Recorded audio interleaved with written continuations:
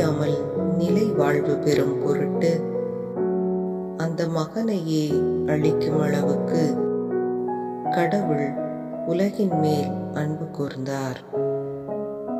யோவான் எழுதிய நற்செய்தி அதிகாரம் 3 இறை திருவசனம் 16.